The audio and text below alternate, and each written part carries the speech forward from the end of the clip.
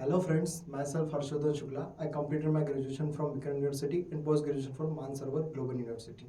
I have a great experience for teaching many students of NEET and as well as 11th 12th board students. Today our topic is body fluid and circulation, one of the chapter of class 11th biology. So let us start. So our today's topic is body fluid and circulations. Body fluids and circulation, अगर हम body fluids और circulation में देखेंगे तो क्या होता है body fluids और क्या होता है सर्कुलेशन, और ये सर्कुलेशन क्यों जरूरी है। बॉडी की, अगर हम अपनी बॉडी की फ्लूइड की बात करेंगे तो क्या हो जाएगा, ब्लड हो जाएगा, लिम्फ हो जाएगा, और सर्कुलेशन की बात करेंगे तो इन्हीं का सर्कुलेशंस होता है जो हमको क्या करता है, एसेंशियल जो हमारा न्यूट्रिएंट है, ठीक है, या हमारा ट्रांसपोर्टेशन है, हीमोग्लोबिन से जो आरबीसी जुड़ता है, ऑक्सी हीमोग्लोबिन या कार्बोक्सी हीमोग्लोबिन बढ़ाता है, ठीक है, ऑक्सीजन और कार्बन डाइऑक्साइड की रिमूवल के लिए। तो उसमें हम देखते हैं किस तरीके से ये चीज़ मदद करती है। अगर हम सर्कुलेशन की बात करें, हम अगर सिंपल ऑर्गेनिजम्स, सर्कुलेशन की अगर हम बात करते हैं सिंपल ऑर्गेनिजम्स, ठीक, तो यहाँ पर किस तरीके का ऑर्गेनिज्म रहेगा। और अगर हम बात करते हैं कॉम्प्लेक्स ऑर्गेनिजम्स में, हायर ऑर्गेनिजम्स में, तो उसमें किस तरीके का होगा। अब ये जो सर्कुलेशन है ये हमको चाहिए क्यों, ठीक है। देखिए क्या होता है, जो भी लिविंग सेल है उसको कंटिन्यूस एनर्जी का रिक्वायरमेंट रहता है, कंटिन्यूस न्यूट्रिएंट का रिक्वायरमेंट रहता है, ऑक्सीजन का रिक्वायरमेंट रहता है, ताकि वो क्या कर सके, अपनी बॉडी की फंक्शनिंग को मैनेज कर सके। और उसी के साथ साथ एक कंटिन्यूसली प्रोसेस होना चाहिए रिमूवल ऑफ वेस्ट, क्योंकि अगर वेस्ट में किसी भी ऑर्गेनिज्म की बॉडी में वेस्ट अगर बढ़ता जाएगा तो उसकी बॉडी को अफेक्ट करेगा। इसीलिए हमारे पास क्या है, सिंपल ऑर्गेनिज्म और कॉम्प्लेक्स ऑर्गेनिज्म। तो ये जो लिविंग ऑर्गेनिज्म है उनको कंटिन्यूस रिक्वायरमेंट है एनर्जी की, ऑक्सीजन की और न्यूट्रिशंस, ठीक है। और इसी के साथ साथ एक रिमूवल मैकेनिज्म होना चाहिए हार्मफुल वेस्ट का। तो ये सारी चीजों से हम क्या करेंगे, सर्कुलेशन जो है वो मदद हमें करे। अगर हम बात करेंगे सिंपल ऑर्गेनिज्म, जैसे पोरीफेरेंस, हम बात करते हैं पोरीफेरा, या हम बात करते हैं सिलेंड्रेटा का। तो यहाँ पर प्रेजेंट रहता है वाटर, सर्कुलेट होता है through present in environment dry cavity which help in this process, ठीक है। अगर हम बात करें जो हमारे सिंपल ऑर्गेनिजम्स, ठीक है, अगर हम बात करें जो हमारे सिंपल ऑर्गेनिज्म पोरीफेरन है, सिलेंड्रेट्स है, इसमें वाटर सर्कुलेट होता है जो कि प्रेजेंट होता है एनवायरनमेंट में बाय कैविटी, जो कि क्या करेगा, इस जो हमने ऊपर देखा है ऑक्सीजन, न्यूट्रिशन, ठीक है, या जो भी उनकी रिक्वायरमेंट है बॉडी की, ठीक है, और हार्मफुल वेस्ट के रिमूवल के जो प्रोसेस है उसमें कौन मदद करता है, वाटर सर्कुलेशन सिस्टम मदद करता है। फॉर एग्जाम्पल जैसे हम बात करते हैं,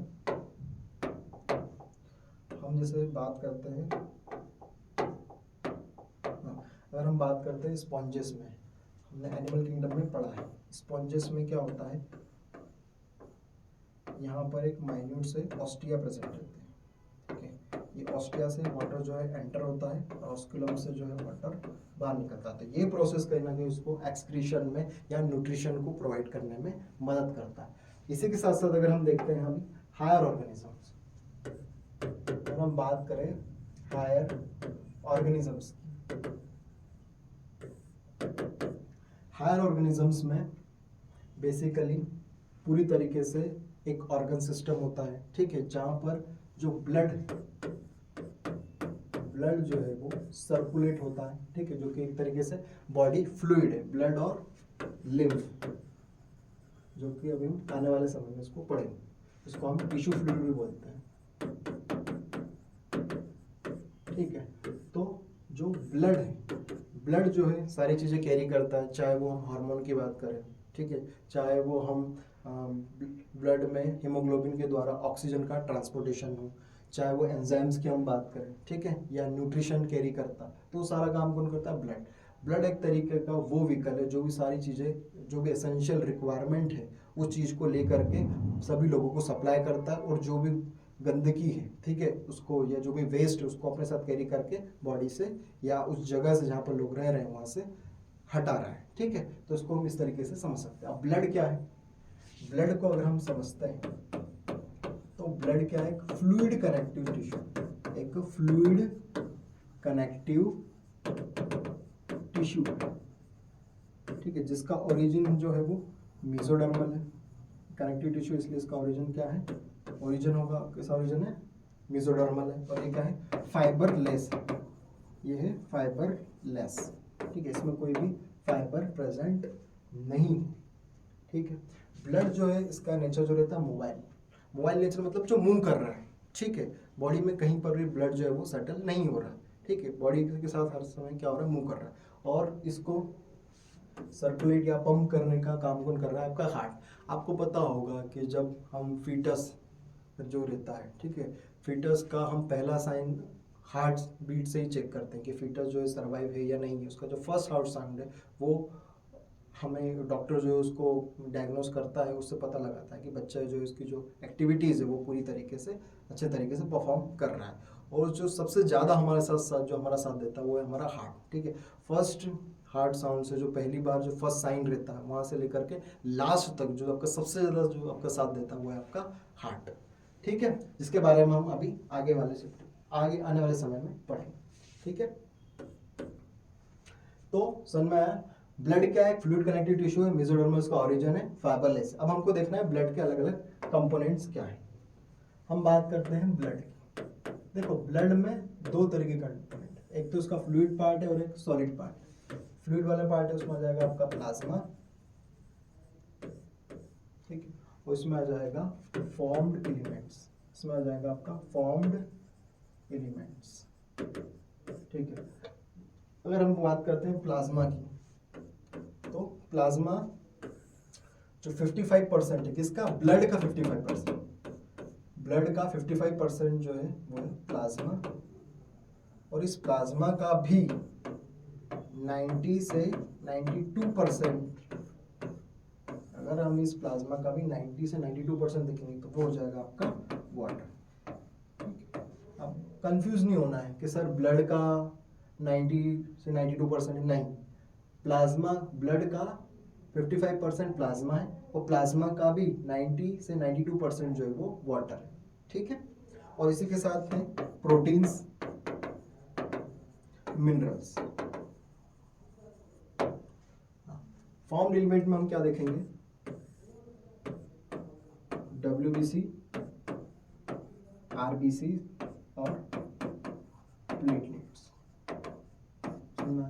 पहले हमने क्या देखा कि कोई ना कोई सर्कुलेशन सिस्टम होना चाहिए ताकि हमको क्या मिल सके? न्यूट्रिएंट मिल सके, ताकि क्या हो सके? जो वेस्ट है वो हमारी बॉडी से रिमूव हो सके। हमने सिंपल ऑर्गेनिज्म का देखा, हमने कॉम्प्लेक्स ऑर्गेनिज्म में ये काम कौन कर रहा है? ब्लड कर रहा है और लिम्फ कर रहा है। अभी हम बात किसकी करें? ब्लड। ब्लड के दो कंपोनेंट, एक तो क्या है आपका प्लाज्मा है और दूसरा क्या है आपके फॉर्म्ड एलिमेंट जिसमें आपका WBC, RBC और प्लेटलेट्स। अगर हम आप आगे देखें,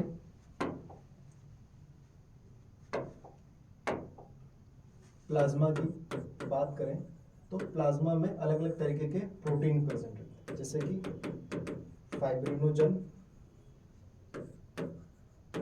एल्बुमिन और ग्लोब्यूलिन, ठीक है। फाइब्रिनोजन जो है लार्जेस्ट प्लाज्मा प्रोटीन है, ठीक है, जो कि मदद करता है आपके क्लॉटिंग में, इसका जो क्लॉटिंग में एक एसेंशियल रोल प्ले करता है। एल्बुमिन जो है वो आपका ब्लड का ऑस्मोटिक प्रेशर को मेंटेन करने का काम करता है। और ग्लोब्यूलिन बेसिकली ये आईजीज होते हैं, प्रोटीन्स रहते हैं जो कि एंटीबॉडीज रहती है अलग अलग। जब आप क्लास 12th में पढ़ोगे ह्यूमन हेल्थ एंड डिजीज में तो उसको बहुत ज़्यादा डिटेल में पढ़ोगे, जैसे IgA, IgG, IgM, ठीक है, अलग अलग तरीके के ये इम्यूनोग्लोबिन्स है जो कि क्या करते हैं, हमारी बॉडी को एंटीजन से बचाते हैं। जब भी हमको इन्फेक्शन होता है, यही जो है ग्लोबुलिन्स जो है वो एंटीबॉडीज है ना, बेसिकली यही इम्यूनोग्लोबिन्स क्या है, एंटीबॉडीज है जो कि एंटीजन से फाइट करने में मदद करती है। इसका डिटेल हम यहाँ नहीं पढ़ेंगे, क्या होता है एंटीजन, क्या होता है एंटीबॉडी, क्या होता है इम्यूनोग्लोबिन्स, क्या क्या मोड ऑफ एक्शन रहता है, ये सब हम डिटेल पढ़ेंगे ह्यूमन थायराइड डिजीज। अभी खाली इसका ग्लोबुलिन्स आया था इसलिए मैंने आपको बताया कि इम्यूनोग्लोबिन्स का, ठीक है, समझ में आया। इसके साथ क्या होता है, इसमें बेसिकली कुछ मिनरल्स प्रेजेंट रहते हैं, जैसे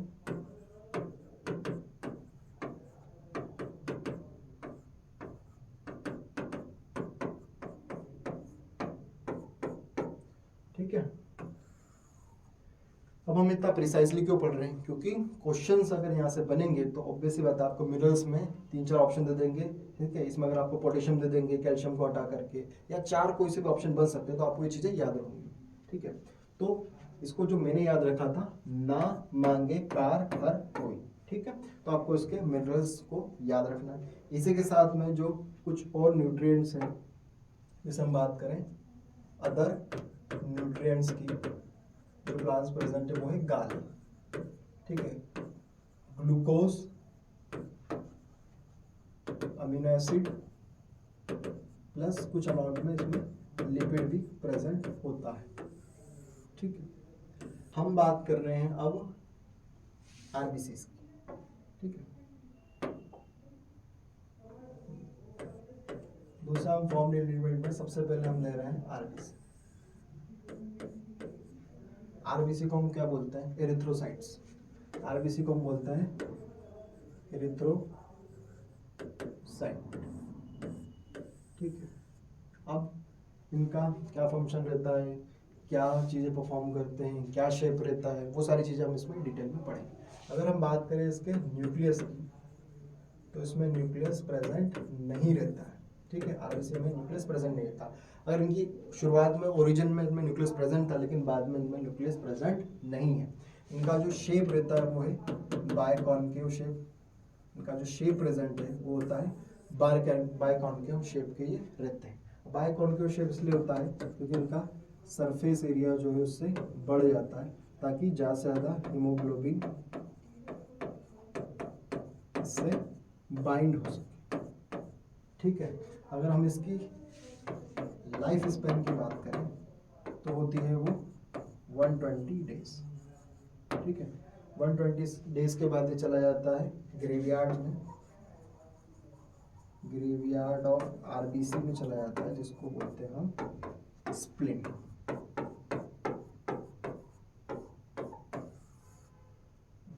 अगर हम इसके फॉर्मेशन की बात देखें कि सबसे इसका फॉर्मेशन कहाँ होता है,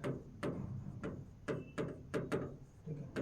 फॉर्मेशन अगर हम इसका देखेंगे तो इसका फॉर्मेशन अगर फर्स्ट देखें, फर्स्ट आरबीसी जो फॉर्म्ड होता है वो होता है यॉर्क से। फर्स्ट आरबीसी फॉर्म होता है यॉर्क से, ठीक है। एम्ब्रियोनिक स्टेज में जो आरबीसी फॉर्म होता है वो अलग अलग जगह पे होता है, जैसे थाइमस, प्लासेंटा, स्प्लीन,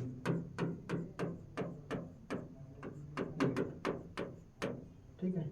यहाँ पर आरबीसी का फॉर्मेशन देखने को मिलता है। और अगर हम बात करें एडल्ट की, तो एडल्ट में होता है रेड बोन मैरो, ठीक। अगर हम बात करें एडल्ट में, तो एडल्ट में होता है रेड बोन मैरो,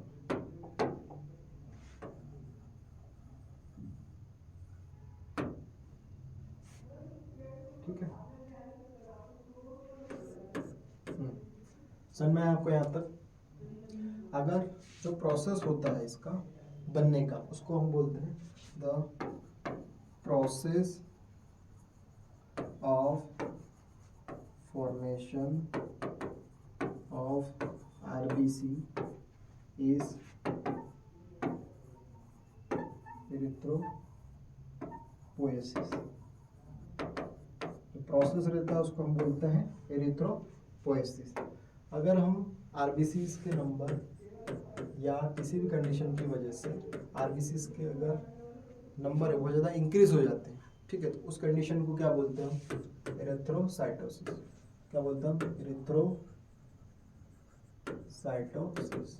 किसी भी कंडीशन अगर आरबीसी के जो नंबर है बहुत ज़्यादा हो गए तो उसको हम बोलेंगे एरिथ्रोसाइटोसिस। तो इससे प्रॉब्लम क्या होगी भाई? अगर आरबीसी के नंबर बढ़ जाएंगे तो ज़्यादा ऑक्सीजन कैरी करेगा, अच्छा, क्या प्रॉब्लम?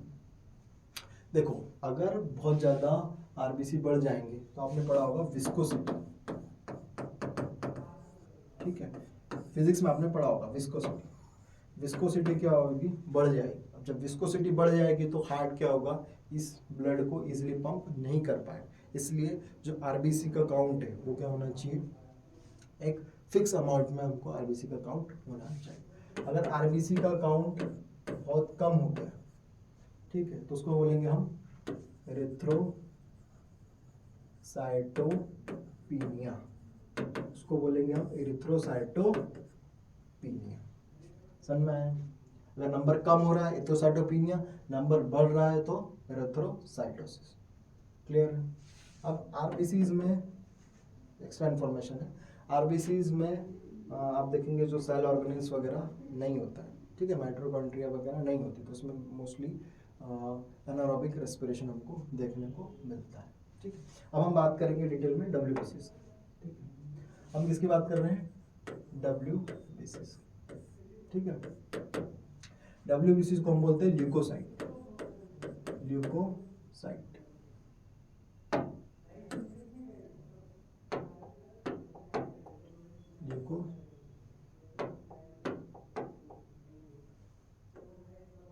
ल्यूकोसाइट में इसको बोलते हैं, ठीक है।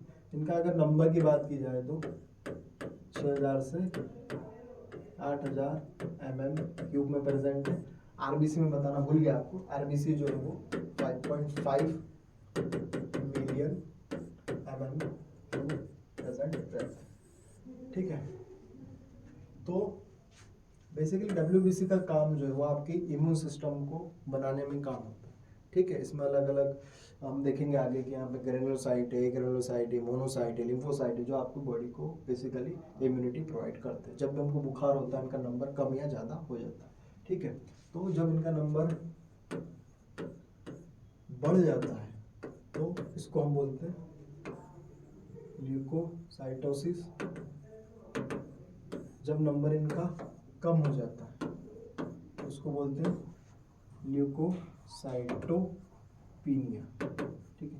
नंबर बढ़ गया तो ल्यूकोसाइटोसिस, नंबर कम हो गया तो ल्यूकोसाइटोपिनिया। एक एक्सेप्शनल कंडीशन होती है जिसमें नंबर बहुत ज़्यादा बढ़ जाता है, डब्ल्यूबीसीज का नंबर बहुत ज़्यादा बढ़ जाता है, लैक्स में हो जाता है, तो उस प्रोसेस को या उस कंडीशन को हम बोलते हैं ल्यूकेमिया। एक तरीके का कैंसर होता है, ब्लड कैंसर।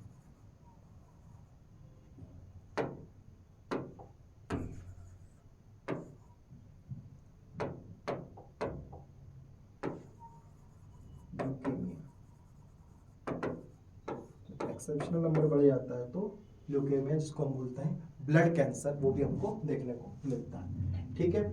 हम इसके दो टाइप हैं, एक होता है आपका एग्रेनुलोसाइट और एक होता है ग्रेनुलोसाइट।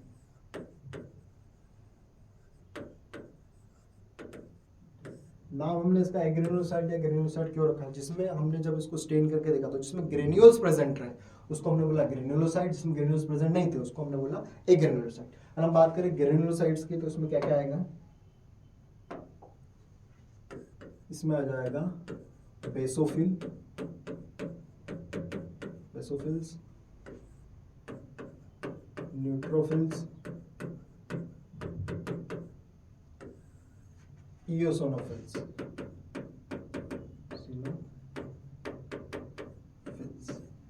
ठीक है। इसमें आपका आ जाएगा मोनोसाइट, मोनोसाइट और लिम्फोसाइट्स,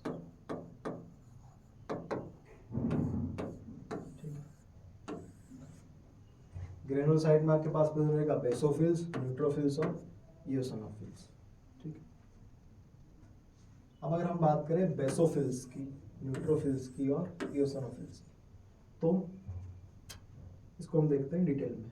पहले हम देखेंगे ग्रेनुलोसाइट को डिटेल में, ठीक है, फिर उसके बाद हम देखेंगे एग्रेनुलोसाइट। और हम बात करें बेसोफिल्स की, बेसोफिल, न्यूट्रोफिल्स, इओसिनोफिल्स,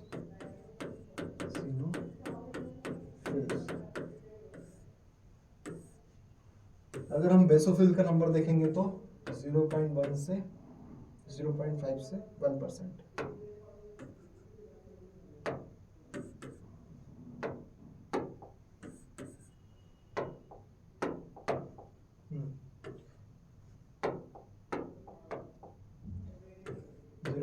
से 1%।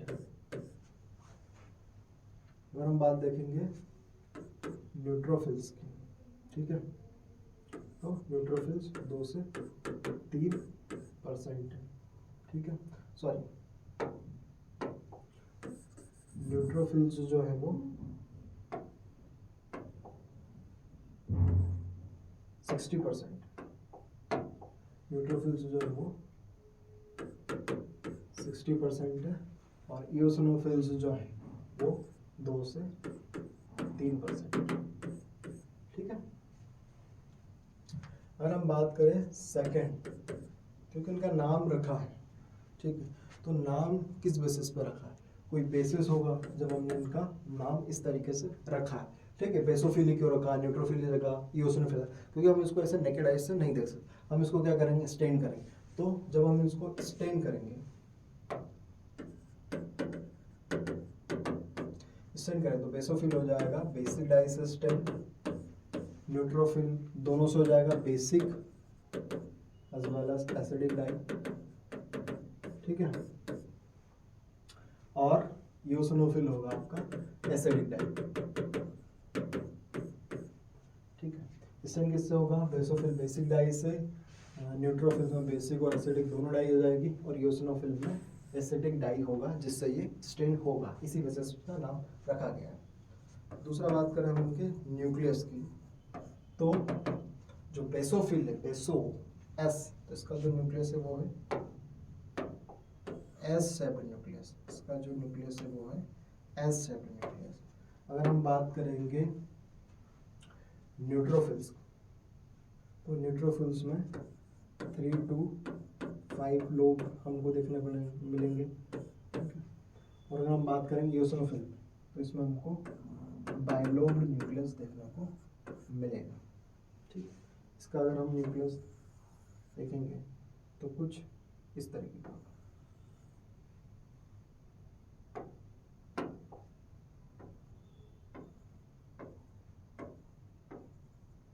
ठीक है।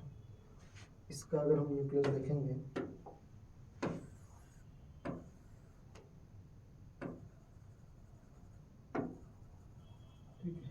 कान में जो हम ईयरफोन लगाते हैं, ठीक है, तो उस तरीके का इसका शेप हमको देखना है।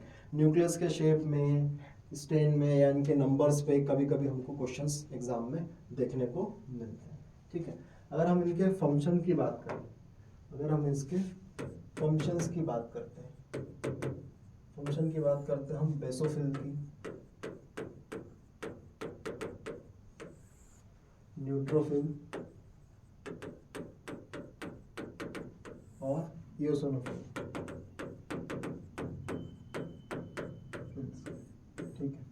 अगर हम इनके फंक्शंस की बात करते हैं, बेसोफिल्स का जो फंक्शंस रहता है, बेसिकली आपकी जो भी एलर्जी, ठीक है, एलर्जी को कॉज करता है ये, ठीक है, हिस्टामाइन,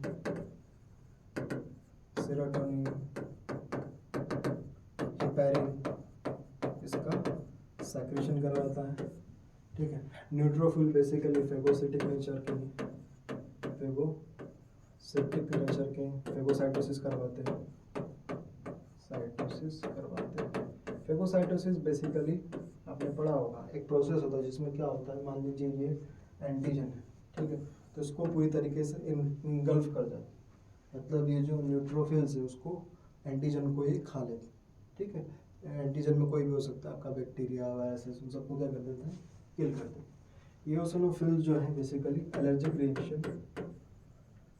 रिएक्शन में इनका काम होता है, इसका काम एलर्जी कॉज करना है, इसका काम है एलर्जी को सप्रेस करना,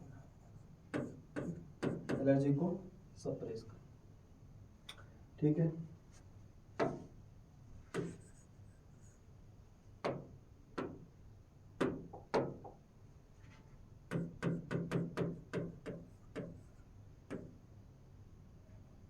ठीक है, अब जो हमारे पास बचे हुए हैं वो है मोनोसाइट और लिम्फोसाइट्स, ठीक है। हमने क्या क्या चीज़ें देखी, सबसे पहले हमने सर्कुलेशन देखा, सर्कुलेशन किस तरीके से होता है, सिंपल ऑर्गेनिज्म किस तरीके होता है, कॉम्प्लेक्स ऑर्गेनिज्म किस तरीके का होता है, और जो कॉम्प्लेक्स ऑर्गेनिज्म है उसमें ब्लड होता है, ठीक है। ब्लड जो है पूरी तरीके से सर्कुलेट होता है, ब्लड के हमने अलग अलग कंपोनेंट्स देखे, हमने प्लाज्मा देखा, हमने आरबीसी देखा, हमने डब्ल्यूबीसी देखा। जो ब्लड है उसका क्या है, बहुत सारे हमने फंक्शंस देखे, क्या होता है, बहुत सारी चीज़ें कैरी करता है, चाहे वो मिनरल्स हो, चाहे वो एंजाइम हो, चाहे वो हार्मोन्स हो, चाहे वो ऑक्सीजन या कार्बन डाइऑक्साइड का ट्रांसपोर्टेशन हो थ्रू हीमोग्लोबिन, कार्बोक्सी हीमोग्लोबिन के फॉर्म में, ऑक्सी हीमोग्लोबिन के फॉर्म में, ठीक है। उसके बाद हमने क्या देखा, डब्ल्यूबीसी का मेन काम क्या रहता है, आपको डिफेंस प्रोवाइड करना, ठीक है। कोई भी आपको इन्फेक्शन आया उससे आपको डिफेंस प्रोवाइड करने का काम होता है आपके डब्ल्यूबीसी का। जो आपके ए ग्रेनुलोसाइट जिसमें ग्रेन्यूल्स प्रेजेंट नहीं रहते उसमें प्रेजेंट है आपका मोनोसाइट और लिम्फोसाइट। अगर हम इनकी बात करें तो ये होते हैं 6 to 8%, ठीक है, ये होते हैं 20 to 30%, ठीक है। अगर इनके न्यूक्लियस की बात की जाए तो इसमें जो रहता है वो किडनी शेप्ड का न्यूक्लियस मिलता है, इसमें स्फेरिकल शेप्ड का न्यूक्लियस आपको देखने को मिलता है, ठीक है। इस तरीके का किडनी शेप और ये थोड़ा सा स्फेरिकल, ठीक है। इसको हम क्या बोलते हैं, स्कैवेंजर भी बोलते हैं। मोनोसाइट्स को हम क्या बोलते हैं, स्कैवेंजर्स, क्योंकि जो भी डेड सेल्स रहते हैं, डेड सेल्स जो रहते हैं, डेड डब्ल्यूबीसी जो रहते हैं, उनको ये इनगल्फ कर लेता है। इनगल्फ करने का काम करता है आपका मोनोसाइट। लिम्फोसाइट बेसिकली दो टाइप के होते हैं। अगर इनके फंक्शंस की बात की जाए तो ये होते हैं बी सेल और टी सेल्स। बी सेल्स और टी सेल, बी सेल क्या करते हैं, बेसिकली एंटीबॉडी बनाते हैं, और टी सेल्स जो है उसकी मदद करते हैं। टी सेल जो है हेल्प करता है टी सेल्स। ये सब भी आप डिटेल में पढ़ोगे human health and disease cell. जैसे बी सेल है एंटीबॉडी मेडिएटेड इम्यूनिटी प्रोवाइड करते हैं, जो टी सेल्स है वो सेल मेडिएटेड इम्यूनिटी, जो कि ग्राफ्ट रिजेक्शन, जब भी कोई किसी दूसरी बॉडी का हम ऑर्गन डोनेट करते हैं तो ये उसमें टी सेल्स जो है बहुत ज़्यादा एक्टिव जाए। इसको हम बहुत ज़्यादा डिटेल पढ़ेंगे ह्यूमन हेल्थ एंड डिजीज, ठीक है। यहाँ से इसका इंट्रोडक्शन था। कई बार इसमें से जो क्वेश्चन है वो सेल के न्यूक्लियस के शेप पे, ठीक है, उसके फंक्शंस पे, परसेंटेज पे, ये सारी चीज़ आपको मैच दो कॉलम के फॉर्म में आपको इसमें क्वेश्चंस देखने को मिलेंगे। अब जो सेकेंड पार्ट है वो है प्लेटलेट्स, ठीक है। इसका डब्ल्यूबीसी के अलावा बाद जो दूसरी चीज़ है वो है प्लेटलेट्स जो है प्रेजेंट, ठीक है।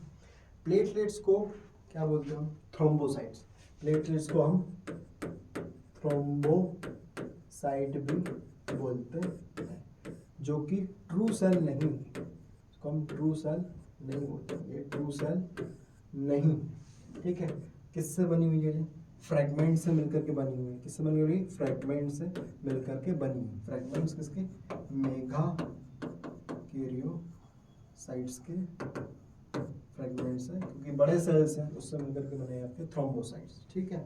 जो कि इनका मेन फंक्शन क्या रहता है, क्लॉटिंग। इनका मेन फंक्शन होता है आपके क्लॉटिंग। जब भी आपको इंजरी आएगी तो ये क्लॉट करेंगे, ताकि जो आपका ब्लड है वो बॉडी से पूरी तरीके से अफेक्ट ना हो, ठीक है। हमने देखा है पहले कंपोनेंट्स देखे, ब्लड के अलग अलग कंपोनेंट्स देखे। अब हम देखेंगे इसका ब्लड ग्रुपिंग सिस्टम। ठीक है, अब हम देखेंगे ब्लड ग्रुपिंग सिस्टम। आप सब लोग बायोलॉजी के स्टूडेंट है, नीट एस्पिरेंट्स है, तो आपको पता होना चाहिए कि आपका ब्लड ग्रुपिंग सिस्टम क्या है और किस बेसिस पर हम इसको ब्लड ग्रुप को निकालते हैं। ठीक है, जैसे मान लीजिए ये आरबीसी, ठीक है, ये कोई आरबीसी है,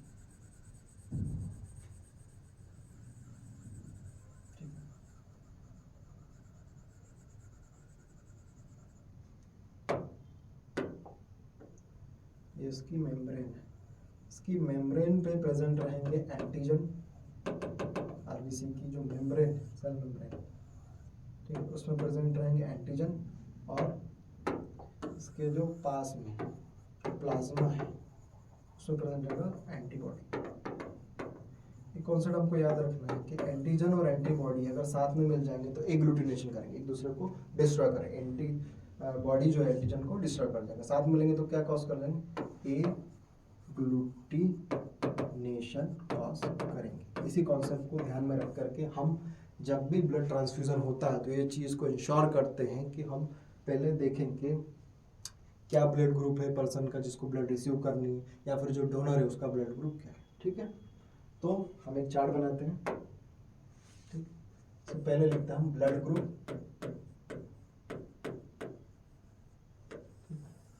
फिर लिखते हैं हम एंटीजन,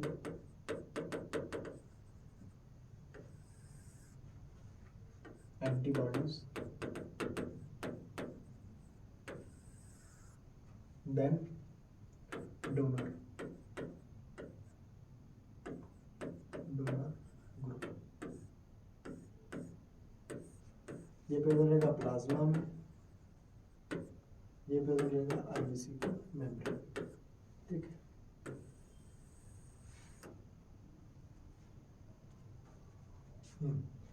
पहला है blood group A, B, A B और ओ। ठीक है, एंटीजन ए का रहेगा ए, बी का एंटीजन बी, ए बी का ए बी, और ओ में कोई भी एंटीजन प्रेजेंट नहीं रहता है, इसलिए जो ओ है वो सबको ब्लड दे सकता है। ठीक है, ए बी में हम देखते हैं एंटीबॉडीज में, ठीक है, एंटीबॉडीज में अगर हम देखेंगे तो ए के लिए एंटी बॉडी बी प्रेजेंट रहेगी, बी के लिए एंटीबॉडी ए प्रेजेंट रहेगी, ए बी के लिए कोई भी एंटीबॉडी नहीं है, और अगर हम ओ की बात करेंगे तो उसके लिए एंटी ए और एंटी बी हमको देखने को मिलेगा। तो एक छोटा सा कॉन्सेप्ट, ठीक है, जो चीज़ आपको याद है, ओ में कोई एंटीजन नहीं, ए बी में कोई एंटीबॉडी नहीं, ए बी सबसे ब्लड ले सकता है क्योंकि कोई एंटीबॉडी नहीं, ओ जो है सबको ब्लड दे सकता है, क्यों, क्योंकि कोई एंटीजन यहाँ पे प्रेजेंट नहीं। डोनर ग्रुप की बात की जाए तो ए और ओ है, बी के लिए बी और ओ है, ए बी के लिए सब है, ए बी ए बी, ठीक है, और ओ के लिए ओ। ठीक है, समझ में आया।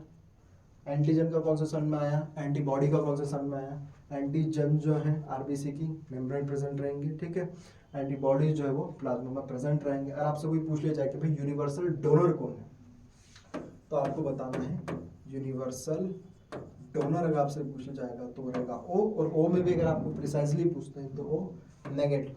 यूनिवर्सल डोनर कौन हो जाएगा आपका, ओ नेगेटिव।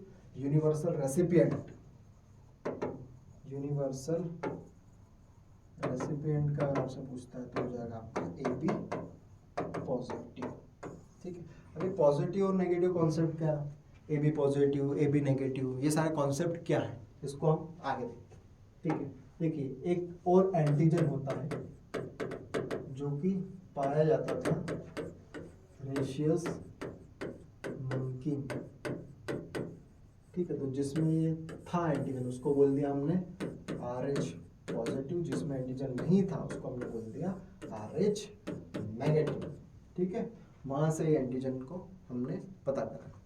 ठीक है, अब इसी से मिलता जुलता एक केस है, ठीक है, जिसको हम बोलते हैं एरिथ्रोब्लास्टोसिस फेटालिस। ठीक, उसी को क्या बोलते हैं, एरिथ्रोब्लास्टोसिस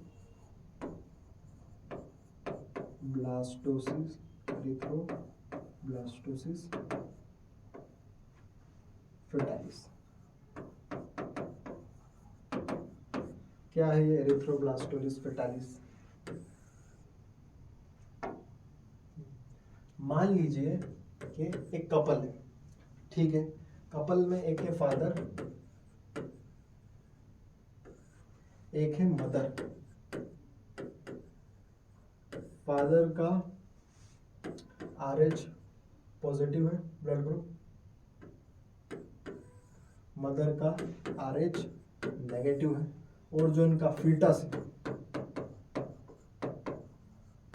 उसका ब्लड ग्रुप है RH पॉजिटिव। अब एक RH नेगेटिव है और एक RH पॉजिटिव है।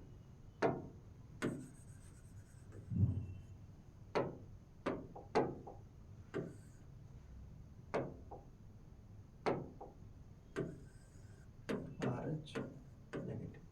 तो हमने देखा था कि एंटीजन और एंटीबॉडी साथ में मिल जाएंगे तो एग्लूटिनेशन करेंगे, डिस्ट्रॉय कर देगा एंटीबॉडी एंटीजन को। तो इस केस में अगर मान लो ये फर्स्ट प्रेगनेंसी, हम किस में देख रहे हैं, ये फर्स्ट प्रेगनेंसी। तो फर्स्ट प्रेगनेंसी में क्या प्रेजेंट रहेगा? प्लासेंटा। फर्स्ट प्रेगनेंसी में जो प्लासेंटा है जिसमें फीटल ब्लड प्रेजेंट रहता है, फीटल ब्लड जो है उसमें प्रेजेंट रहता है, तो वो सेपरेट कर देगा, ब्लड की मिक्सिंग होने से रोक देगा। लेकिन at the time of birth, जब पार्चुरेशन होगा, जब बच्चे का बर्थ होगा, तो हम प्लासेंटा को कट करेंगे, प्लासेंटा को हम कट करेंगे तो कुछ जो ब्लड है वो रह जाएगा, कुछ जो ब्लड सेल्स हैं वो रह जाएंगे, ठीक है, कुछ जो ब्लड सेल्स है मदर की बॉडी में रह जाएंगे। तो ये जो मदर की बॉडी में जो सेल्स रह जाएंगे ये क्या बना लेंगे? एंटीबॉडीज बना लेंगे। क्या बना लेंगे? ये एंटीबॉडीज बना लेंगे, क्योंकि हमने क्या करा, प्लासेंटा को कट करा, मिक्सिंग तो होने नहीं दिया प्लासेंटा ने, ठीक है, क्योंकि प्लासेंटा में क्या था, फीटल ब्लड था। लेकिन फिर भी जब हम उसको कट करेंगे तो कुछ जो ब्लड है वो मदर की बॉडी में रहेगी, जो मदर की बॉडी में रहा ब्लड तो उसने क्या बना लिया? एंटीबॉडी। अब अगर हम देखते हैं सेकेंड केस, अब सेकेंड केस में second time pregnancy, second time pregnancy, ठीक है। अब भी क्या है, फादर पॉजिटिव है, मदर नेगेटिव है, RH पॉजिटिव RH नेगेटिव, और जो फीटस है उसका क्या हो गया? RH पॉजिटिव, ठीक है, इसका क्या हो गया? RH positive. इस कंडीशन में क्या होगा, मदर के जो सेल्स हैं ये क्या बना लेंगे इसके लिए? एंटीबॉडी, ठीक है। जो एंटीबॉडी पहले से बनी हुई थी, आपको पता होगा कि जो एंटीबॉडीज है उनकी क्या होती है? मेमोरी डेवलप होती है, वो सालों साल तक क्या रहती है? प्रेजेंट रहती है बॉडी। तो उन्होंने क्या करेंगे, ये जो एंटीबॉडीज हैं, ठीक है, जो कि क्या हुआ था, फीटल का कुछ ब्लड रह गया था जिसके अगेंस्ट में क्या हुआ था, मदर में एंटीबॉडी बनाई थी, वो एंटीबॉडीज क्या करेंगे, इस फीटस के आरबीसीज को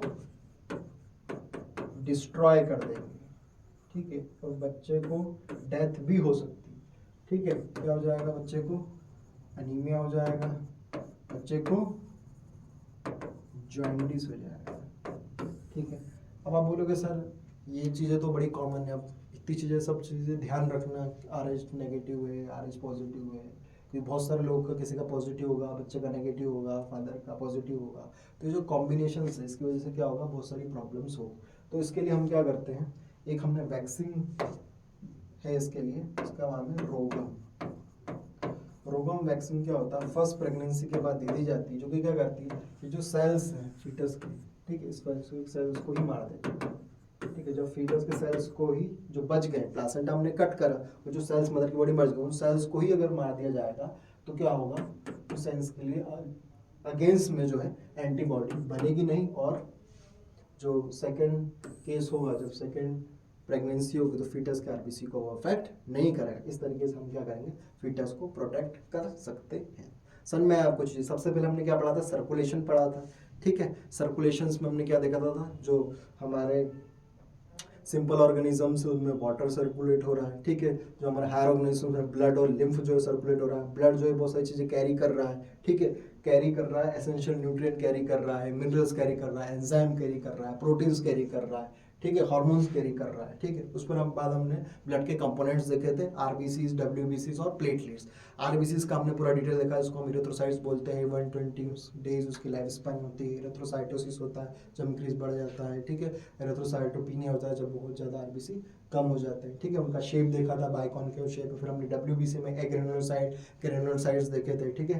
ग्रेनुलोसाइट के हमने एग्जांपल देखे थे, बैन जिससे हमने उसको याद रखा था, बेसोफिल, यूसिनोफिल और न्यूट्रोफिल्स। उसके बाद हमने एग्रेनुलोसाइट में देखा था मोनोसाइट और लिम्फोसाइट।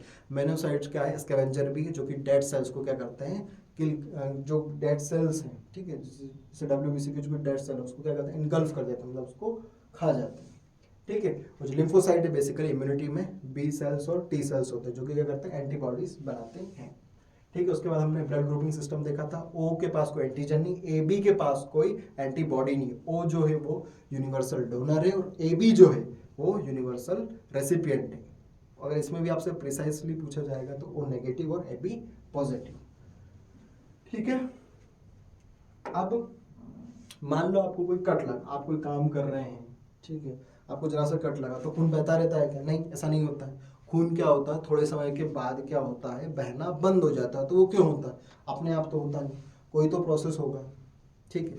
जब भी हमारी बॉडी में कट लगता है तो पूरा प्रोसेस के साथ ही चीज़ें होती है, ठीक है। इसकी वजह से हमारी जो बॉडी से वो ब्लड बहना थोड़े समय के बाद अपने आप ही बंद हो जाता है।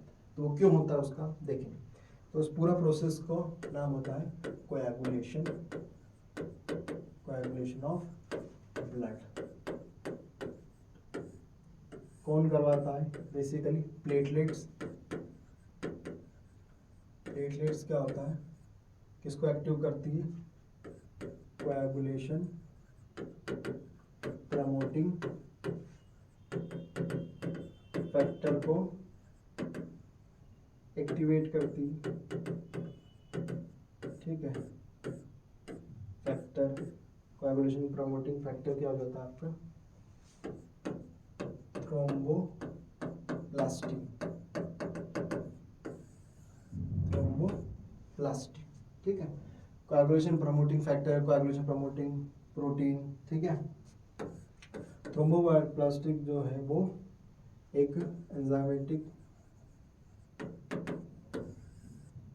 रिएक्शन करता है और एक्टिव करता है थ्रोम्बोकाइनेस, थ्रोम्बोकाइनेस। अब इस थ्रोम्बोकाइनेस का काम क्या है, ठीक। ये जो थ्रोम्बोकाइनेस है, ठीक, ये थ्रोम्बोकाइनेस कन्वर्ट करेगा प्रोथ्रोम्बिन को थ्रोम्बिन। एक चीज याद रखना है, पूरी प्रोसेस होगी किसके प्रेजेंस में? कैल्शियम के प्रेजेंस में। थ्रोम्बोकाइनेस क्या कर रहा है? प्रोथ्रोम्बिन को थ्रोम्बिन में कन्वर्ट कर रहा है। अब थ्रोम्बिन क्या करेगा? थ्रोम्बिन कन्वर्ट करेगा फाइब्रिनोजन को फाइब्रिन में। किसकी प्रेजेंस में? कैल्शियम की प्रेजेंस में। कैल्शियम नहीं भूलना, कैल्शियम नहीं लिखोगे मार्क्स नहीं मिलेगा, ठीक है। किसके प्रेजेंस में हो रहा है? कैल्शियम, ठीक है। अब ये जो फाइब्रिन है, यही जो फाइब्रिन है, ये जो डेड सेल्स, ठीक है, कहीं पर भी आपको इंजरी हुई है, ट्रॉमा हुआ है, जो डेड सेल्स है, ठीक है, और प्लेटलेट्स वगैरह है, ठीक है। प्लेटलेट्स ने एक्टिव करा थ्रोम्बोप्लास्टिन, थ्रोम्बोकाइनेस ने प्रोथ्रोम्बिन को थ्रोम्बिन से, थ्रोम्बिन ने क्या करा? फाइब्रिनोजन को फाइब्रिन में, और फाइब्रिन किससे जुड़ गया है? डेड सेल से मिलकर के क्या बना लेता है आपका? क्लॉट। तो ये क्लॉट जो है, जो ब्लड वेसल के आगे आकर के जुड़ जाता है और खून बहने से रोकता है। नंबर ऑफ फाइब्रिन जो है वो उसमें, एक फाइब्रिन जो है वो आपका एक थ्रेड लाइक स्ट्रक्चर है। फाइब्रिन जो है आपका थ्रेड लाइक स्ट्रक्चर है जो इस पूरी प्रोसेस को रोकने में मदद करता है, ठीक है। समझ में आया? देखो कोएगुलेशन ब्लड में क्या हुआ, प्लेटलेट्स में क्या सेक्रेट करा, कोएगुलेशन प्रोमोटिव फैक्टर जिसने एक्टिवेट करा थ्रोम्बोप्लास्टिन को, जिसके एग्जाइमेटिक रिएक्शन हुई, ठीक है, इसमें हुआ थ्रोम्बोकाइनेस एक्टिव हुआ।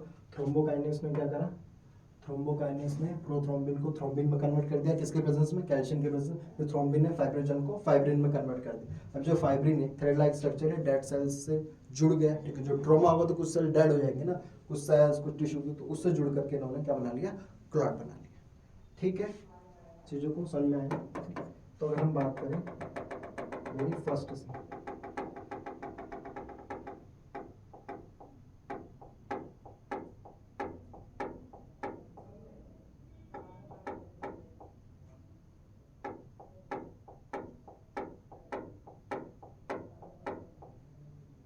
ठीक है, सबसे पहले हमने क्या देखा था, बॉडी फ्लूइड एंड सर्कुलेशन में हमने देखा था लिविंग सेल्स को किसकी रिक्वायरमेंट रहती है, एनर्जी की, न्यूट्रिशन की, परफॉर्मेंस करने के लिए, ठीक है, फंक्शन को परफॉर्म करने। मैकेनिज्म क्या था, removal of harmful substance of the body.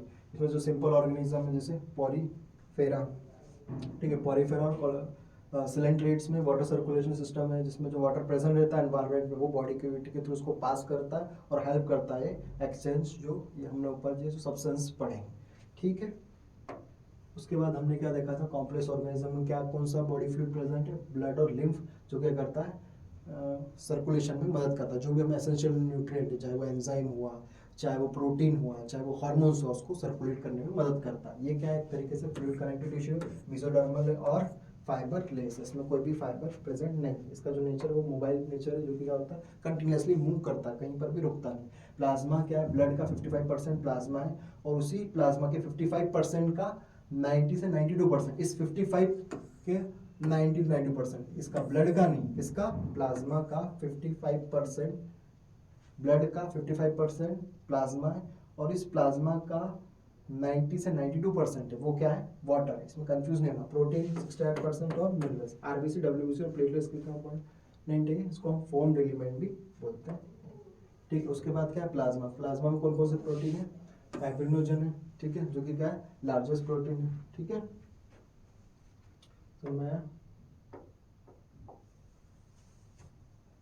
तो आज की जो क्लास है वो यहीं तक की है, ठीक है, बाकी का हम पढ़ेंगे नेक्स्ट चैप्टर। Thank you.